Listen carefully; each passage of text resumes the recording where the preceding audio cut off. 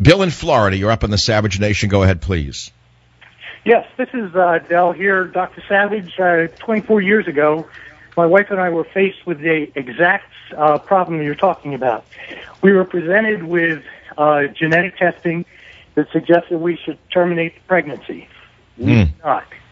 Based on ethics, our son is now getting his doctorate at the University of Pennsylvania in Arabic sociolinguistics. And in fact, in the past... Wait, say that again. He's getting his doctorate in what subject? Sociolinguistics, Arabic sociolinguistics. And this was a child who was born with... He was tested abnormal of spina bifida, and they suggested termination of the pregnancy. Now, that same boy has actually worked with your foundations. So when you were talking about Beethoven, sir, you laid a foundation that my son used in your collections at the Smithsonian. Wait, I'm missing the point. He worked with which, my plant collections, where? With your plant collections from Tonga and Fiji.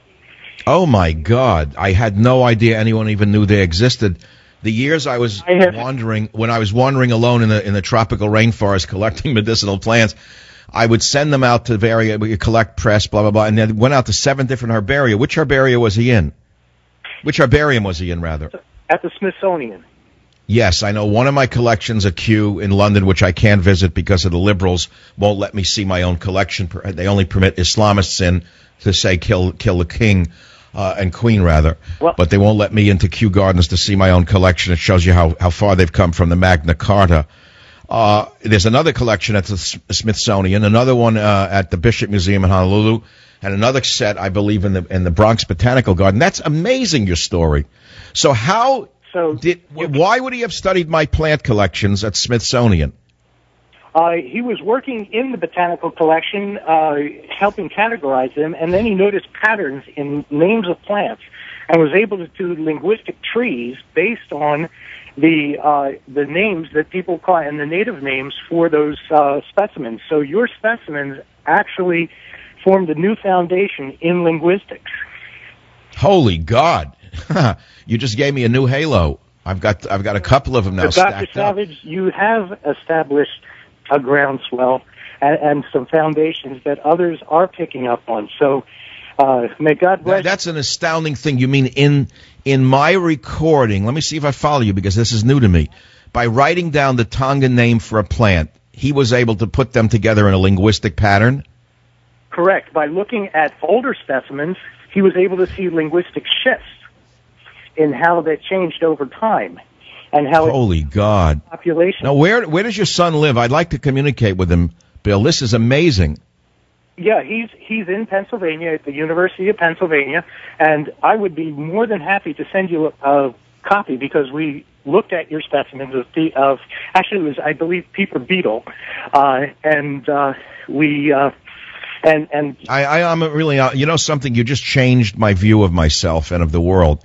I had long forgotten I did this work. I know I did it. I know it was important to me, and I had no idea it would have any effect whatsoever. I thought perhaps one day it might, but I thought that they would be long dormant, and perhaps, in 100 years somebody would stumble upon them, and they would have some utility in developing new medicines for the human population. I had no idea that there was a linguistic value to any of them. Well, sir, this is how a brilliant mind that would have been otherwise terminated had we trusted the genetics available at the time. Unbelievable. So because he showed he had spina bifida, they said terminate the pregnancy? That was a suggestion that our Oh my God, I almost feel like just stopping talking for a while, because you're talking about life and death in the most profound manner. Not only did he become a person who lived a life, but a person who's getting a doctorate right now in such an obscure, difficult field? Yes, sir. He's actually very much like you, sir. Well, I imagine he is. I imagine he might be. Yeah, I'll have to answer that question in many different ways there. Pianist. But, Estelle, I don't want to go into the negatives of it. He must have struggled against tremendous odds all of his life as well. Did he have defects that he had to fight against? Actually, he came out with not a defect at all. He was perfect in every way. Unbelievable. So the medical establishment